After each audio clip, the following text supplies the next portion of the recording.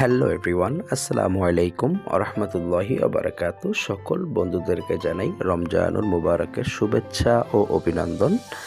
যে যেখান থেকে আমার এই ভিডিওটা দেখছেন, সকল বন্ধুরা ভালো থাকবেন, সুস্থ থাকবেন এই কামনাই করছি। আজকের ভিডিওটা শুরু করলাম। তো বন্ধুরা, বর্তমান বাজারে আমরা কি খাচ্ছি? বিষ খাচ্ছি না তো?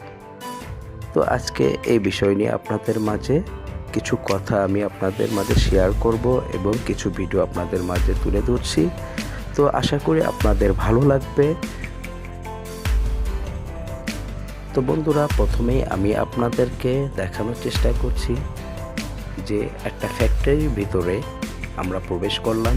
যে ফ্যাক্টরিতে কিছু জিনিস তৈরি করা হচ্ছে, কিছু খাবার তৈরি করা হচ্ছে, যেখান থেকে আমাদের দেশের মানুষ এবং সকল বাচ্চারা আমরা যা আমাদের সন্তানদেরকে খাওয়ানোর চেষ্টা করছি, সেই জিনিসগুলো আদৌগুলো ভালো কিনা, আমরা কি তাদেরকে বিষ খাওয়াচ্ছি কিনা, এটাই দেখানোর চেষ্টা করছি। তো বন্ধুরা, আমরা রেগুলার আমাদের খাবারের তালিকায় অনেক কিছু রেখেছি যা আমরা আমাদের সন্তানের জন্য এবং নিজেদের শরীরের জন্য সেই জিনিসগুলো ভালো কিনা সেটা দেখানোর চেষ্টা করছি। তো বন্ধুরা, একটা ফ্যাক্টরিতে তৈরি করা হচ্ছে কাঁঠাল দিয়ে কিভাবে